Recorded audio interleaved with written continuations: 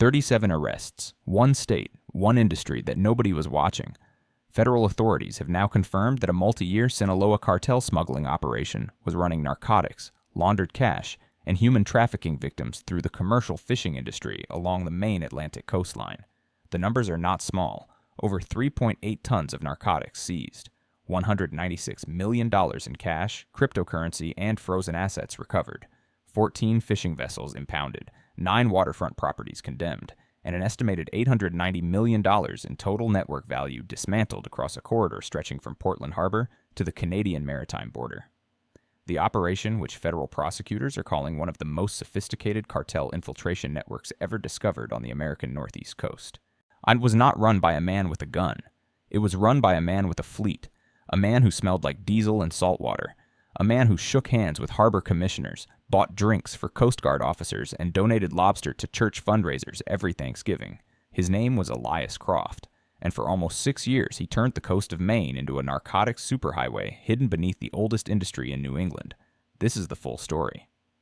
And if you think cartel operations only happen at the southern border, this is the one that will change your mind, because what they found in Maine is worse than what most people imagine happens in Mexico. It started at 2:51 a.m. on a Wednesday morning in early autumn, the kind of morning Maine is famous for. Thick fog rolling off Casco Bay, so dense you could not see your own hand at arm's length. The harbor was black.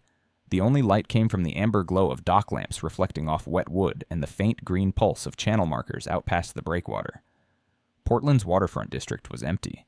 The tourist restaurants on Commercial Street had been closed for hours. Lobster traps were stacked in neat rows along the piers. Seagulls sat motionless on pilings like they knew something was coming. The only sounds were the low groan of hulls shifting against rubber bumpers and the distant clang of a buoy bell somewhere out in the fog. Then the radios crackled. FBI tactical teams moved first on a large commercial fish processing warehouse at the eastern end of Portland Harbor, registered to a company called North Atlantic Cold Chain, LLC. The company processed and distributed fresh and frozen seafood to restaurants and wholesale buyers across 6 New England states. At least that is what the paperwork said. DEA strike units hit a second location simultaneously, a boat repair and dry dock facility on Custom House Wharf that operated under the name Croft Maritime Services. The facility serviced commercial fishing vessels, recreational boats, and according to the sign out front, specialized in hull restoration and marine diesel work. ICE enforcement teams moved on a third target, a waterfront apartment complex on Munjoy Hill that had been converted into a transit hub. From the outside, it looked like a renovated Victorian. Inside, it was something else entirely. The breaches were synchronized to the second. At the fish processing warehouse, and FBI agents cut through a padlocked side entrance and moved through a maze of stainless steel tables, conveyor belts, and walk-in freezers. The smell was overwhelming. Fish, bleach, and ammonia. But behind the last freezer unit, concealed by a false wall made of insulated steel panels designed to look like standard cold storage, they found a room that had nothing to do with seafood. Inside were 178 kilos of cocaine pressed into bricks and vacuum-sealed inside heavy-gauge plastic bags that had been packed into modified lobster crates. Next to the cocaine sat 46 kilos of heroin divided into smaller packages labeled with maritime route codes. On a metal shelf along the back wall, agents counted over 640,000 fentanyl pills sorted by color and stored in waterproof ammunition cases. 3 semi-automatic handguns were found in a locked tool cabinet, and on a small desk in the corner, still powered on and connected to a satellite uplink, sat a ruggedized laptop running an encrypted logistics dashboard. At Croft Maritime Services, DEA agents entered through the main bay doors and found what appeared to be a normal working boatyard, vessels on lifts, paint cans, engine parts, but in a locked maintenance bay at the rear of the property, behind a steel roll-down door that required a key card and a 6-digit code, they found something that stopped them cold. The bay had been converted into a narcotics repackaging station, hydraulic presses for compressing cocaine bricks, digital scales, heat sealers, rolls of carbon-lined plastic designed to defeat drug-sniffing dogs, a chemical ventilation system that pumped fumes through an underwater exhaust pipe directly into the harbor so nothing could be detected from outside, and mounted on the wall, a laminated maritime chart of the Maine coastline from Kittery to Eastport, marked with dozens of handwritten annotations, small harbors, cove access points, tide tables, depth readings, coordinates for offshore rendezvous points. This was not a repair shop. This was a command center for maritime narcotics logistics. At the Munjoy Hill apartment complex, ICE agents found 8 undocumented migrants in a third-floor unit with blacked-out windows and deadbolts installed on the outside of every door. Among them were 2 women and a teenage boy. Medical teams were called. The unit had no working kitchen, 1 bathroom for all 8 people, mattresses on the floor. A bucket in the corner. Conditions that would not be legal for animals, let alone human beings. But in the basement of that same building, behind a locked utility room door, agents found a server rack, 3 encrypted hard drives, a radio communications hub with marine band frequencies pre-programmed, and a leather-bound ledger filled with handwritten entries in a coded shorthand that no one on the entry team could read. The last entry was dated 2 days before the raid. It read, NC confirms. Tide window 340. Full load. Croft Green. NC. Nobody knew who that was yet, but Croft, that name they knew. By 8:15 a.m. The laptop recovered from the fish processing warehouse had been transported under armed escort to the FBI's Boston field office, where a specialized cyber forensics unit began working through its encryption layers. The first layer fell within 90 minutes. What was underneath changed the entire scope of the investigation. The laptop contained a complete operational management system, running on a custom-built encrypted platform. Analysts had never seen this specific architecture before. It was not off-the-shelf dark web software. It had been purpose-built, likely by a contracted developer overseas, and it was designed for one thing: managing the movement of narcotics, money, and people along the Atlantic coast of the United States using the commercial fishing industry as its cover. The system had a code name, Project Northline. Project Northline mapped every node of the operation in meticulous detail. Fishing vessels were categorized by hull capacity, speed, fuel range, and which types of narcotics they were certified to carry. Certified. As if this were a legitimate logistics company with quality control standards. Cocaine loads from Sinaloa cartel suppliers were shipped from Colombia to intermediary points in the Dominican Republic and the Bahamas, then transferred at sea to modified fishing trawlers that entered U.S. waters under the cover of normal commercial fishing activity. Heroin arrived through a separate channel, routed from processing labs in Guerrero, Mexico, through a land-based corridor into New York City, then moved north by refrigerated truck to Portland, where it was repackaged and distributed across northern New England and into the Canadian maritime provinces. Fentanyl pills were manufactured in clandestine labs in Mexico and smuggled across the southern border in bulk, then shipped to Maine by ground transport disguised as frozen seafood deliveries. The pills were stored in the same cold chain facilities as legitimate lobster and haddock shipments, making them virtually invisible to standard inspection protocols. Methamphetamine, smaller in volume but growing, was distributed through a network of bait and tackle shops, marina supply stores, and seasonal tourist businesses along the coast that saw enough cash transactions to launder money without raising flags. And at the center of every route, every transaction, every authorization was one digital signature: Elias Croft. Publicly, Elias Croft was a 51-year-old Portland native who had built a respected career in the commercial fishing industry over 3 decades. He owned North Atlantic Cold Chain, LLC. He owned Croft Maritime Services. He held minority stakes in 4 other seafood processing companies. He sat on the Portland Harbor Commission Advisory Board. He was a dues-paying member of the Maine Lobstermen's Association.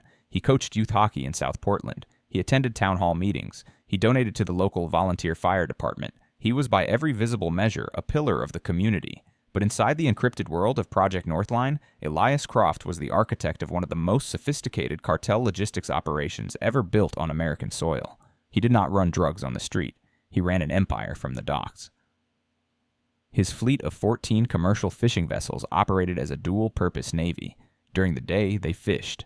At night, or during scheduled offshore maintenance windows, they rendezvoused with cartel supply vessels in international waters east of Monhegan Island, and transferred narcotics cargo using crane-mounted nets that looked identical to standard fishing hauls.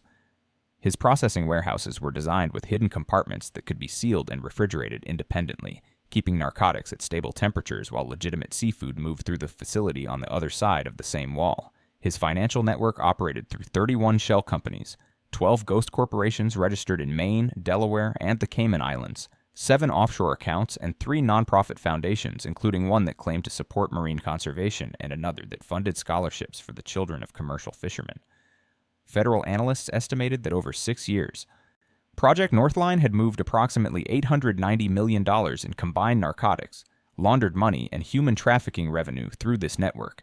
This was not corruption. This was industrial-scale criminal engineering hidden behind lobster boats and fog, and it had only just begun to unravel. At 5 a.m. the following Monday, the operation entered its second phase, inside a secure federal joint operations center established at the former Brunswick Naval Air Station. Over 180 federal coordinators assembled before a wall-sized digital display showing the full map of Maine's coastline and interior corridor. On the screen, 29 red markers pulsed from Kittery in the south to Eastport near the Canadian border. Each one represented a confirmed node in the Project Northline network. The operation was designated Northline Collapse. The deployment was massive for a state the size of Maine. Over 800 federal agents from the FBI, DEA, ICE, DHS, and U.S. Coast Guard, 34 SWAT and tactical elements, FBI financial crimes and counterintelligence squads, DEA narcotics interdiction units, ICE Homeland Security investigations teams, U.S. Coast Guard cutters repositioned from their normal patrol routes to blockade key harbor exits along the coast. 2 Coast Guard MH-60 Jayhawk helicopters provided aerial surveillance over Penobscot Bay and the outer islands, and a U.S. Navy P-3 Orion maritime patrol aircraft was diverted from a North Atlantic training exercise to monitor offshore vessel movements for any sign of cartel supply ships attempting to flee or dump cargo. The strikes began at 5:17 a.m. and rolled like a wave up the coastline. In Scarborough, agents raided a cold storage distribution center that had been shipping narcotics disguised as frozen clam strips to wholesale buyers in Massachusetts and Connecticut. Inside, they found 287 kilos of cocaine and $8.4 million in vacuum-sealed cash hidden inside industrial freezer units that were padlocked and labeled as equipment under repair. In Bath, DEA and Coast Guard units boarded a 72-foot steel-hulled fishing trawler named the Marin Gale that had been docked for what its crew claimed was engine maintenance. Beneath a false deck panel in the fish hold, agents found 420 kilos of cocaine packed into waterproof duffel bags alongside 112 kilos of heroin wrapped in carbon fiber sheeting. The vessel's GPS history showed 23 trips to coordinates in international waters over the past 18 months that did not correspond to any known fishing grounds. In Rockland, FBI SWAT breached a waterfront estate owned through a shell company called Penobscot Heritage Trust. The 4-bedroom home had a dock, a boathouse, and a wine cellar. Inside the wine cellar, behind a rack of bottles that swung open on a hydraulic hinge, agents found a reinforced room containing $22 million in cash stacked on metal shelving, 14 gold bars, a collection of 9 firearms including 2 suppressed pistols, and a wall-mounted safe holding 47 cryptocurrency hardware wallets. In Belfast, ICE agents raided a seasonal bait and tackle shop that had been operating as a methamphetamine distribution point. Over 160 kilos of crystal meth were recovered from a hidden compartment beneath the shop floor, along with a customer ledger written in the same coded shorthand found in the Munjoy Hill basement. In Machias, near the Canadian border, a joint FBI-ICE team discovered a human trafficking transit point operating out of a decommissioned sardine cannery. 14 undocumented migrants were found inside, including 6 women. The building had been fitted with cots, a basic kitchen, and a radio set tuned to Canadian Coast Guard frequencies. Investigators believe the cannery was used to stage migrants before they were moved across the border by boat into New Brunswick under cover of darkness. In Boothbay Harbor, agents impounded 3 fishing vessels connected to the network and seized a maritime communications hub hidden inside a harbor master's storage shed that had been leased to a company controlled by Elias Croft. The hub contained encrypted radios, satellite phones, and a real-time vessel tracking system that monitored the position of every boat in the Northline fleet. By 2 p.m., Operation Northline Collapse had executed warrants on all 29 targets. The preliminary seizure totals were enormous. Over 3.8 tons of combined narcotics, including cocaine, heroin, fentanyl pills, and methamphetamine.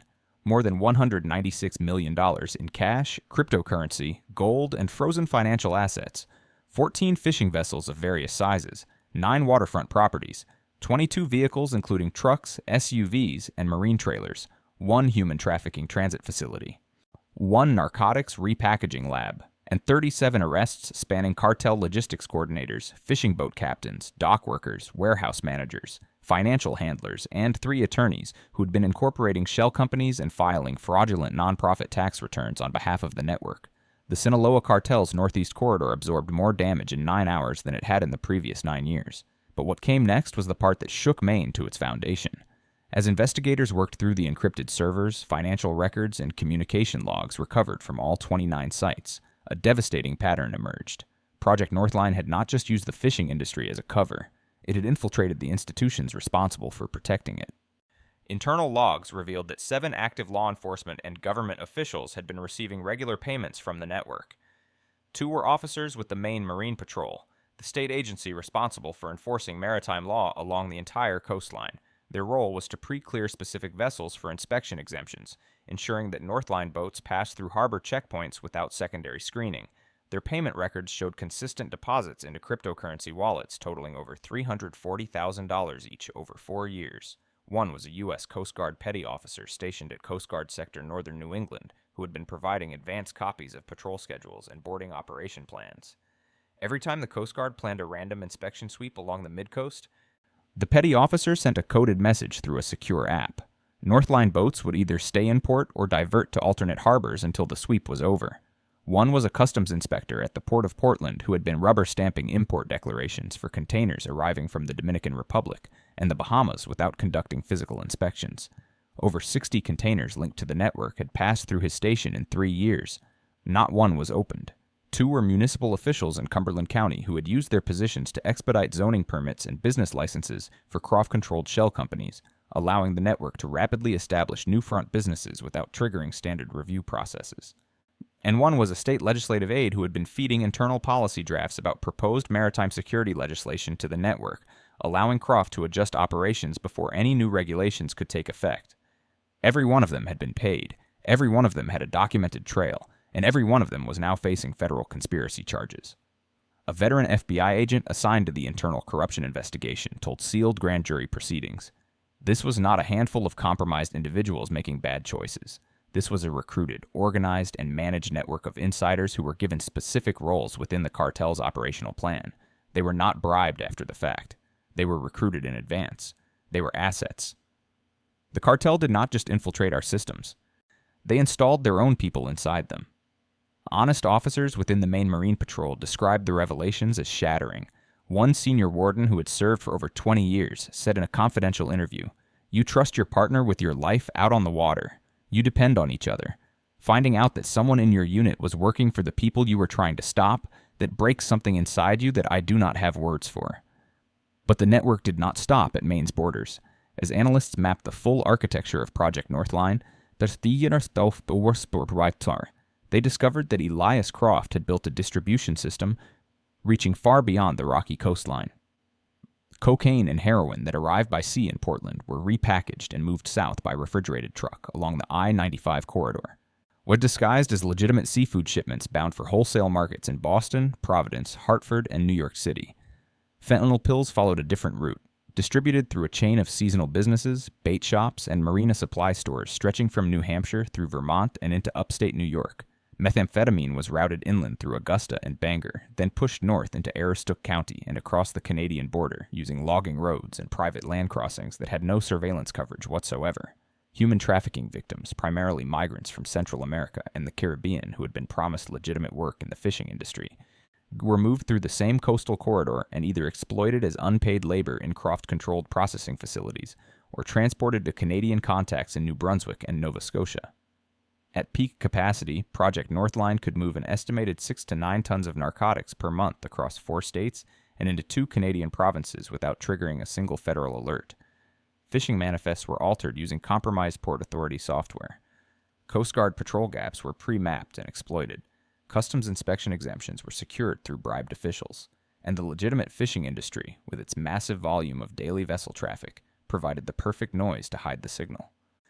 But the most disturbing discovery came from a single encrypted file found on Elias Croft's personal laptop at the Croft Maritime Services compound. The file was labeled NL-Foundation-2032.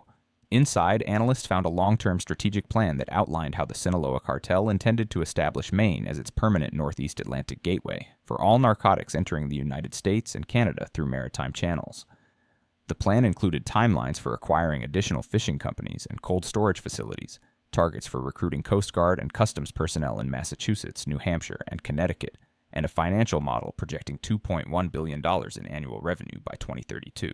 The plan specifically noted that Maine's advantages included its remote and rugged coastline, its relatively small law enforcement footprint compared to states like New York or Massachusetts, its proximity to the Canadian border, and its deeply trusted fishing industry, which provided what the document called permanent cultural cover. One federal analyst who reviewed the NL-Foundation-2032 file wrote a single line in her classified briefing that has since been repeated in every internal meeting connected to this case. They did not choose Maine because it was weak. They chose Maine because it was trusted, and they weaponized that trust. Elias Croft was arrested at 5:23 a.m. during the first wave of Operation Northline Collapse. He was aboard his personal vessel, a 44-foot lobster yacht named the Silent Keel, moored at a private dock behind his waterfront home in Cape Elizabeth. He was below deck. The cabin lights were on. A marine weather radio was playing softly. When agents came down the companionway with weapons drawn, Croft was sitting at the chart table with a cup of coffee and a nautical almanac open in front of him. He did not stand. He did not speak. He looked at the lead agent, closed the almanac, and folded his hands on the table. He was still wearing his rubber-soled dock shoes. The same shoes he wore to harbor commission meetings. The same shoes he wore to church fundraisers. The same shoes he wore while authorizing the movement of billions of dollars in poison through the waters he had fished since he was a boy. And maybe that is the part that should disturb you the most. Not the drugs, not the money, not the tunnels or the servers or the body armor. The part that should keep you awake is how normal he looked, how trusted he was. You know how long it lasted? Because while Elias Croft sat on advisory boards and donated lobster and coached hockey, fentanyl was flowing into communities across New England. In Maine alone, opioid-related overdose deaths have risen by over 40% in the past 5 years. Across the 4 states connected to the Northline network, the number of lives lost is measured in thousands. Thousands of people who swallowed pills that arrived in lobster crates. Thousands of families destroyed by powder that passed through the same harbors where their grandparents once hauled traps. Thousands of graves that exist because one man figured out that the best place to hide a cartel operation is inside the one industry that no one would ever suspect. That is the lesson of Project Northline. Power does not always arrive in armored convoys. Sometimes it arrives on a fishing boat at dawn. Sometimes the most dangerous person in the harbor is not the stranger. He is the man everyone knows. The man who fixes your engine. The man who waves from the dock. The man whose name is on the community center plaque. And the only reason this particular empire fell is because federal agents refused to stop looking, because analysts followed the money when the money did not want to be followed, because honest officers in the Coast Guard and the Marine Patrol kept filing reports even when those reports seemed to go nowhere. One thread pulled, then another, until the whole net came apart. If you are still watching, if this story held you to the end, tap like so more people can see it. Comment expose if you believe these stories need to be told. Share it with someone who thinks the drug war is only a border problem, because as Maine just proved, the ocean is a border too, and the cartel already crossed it.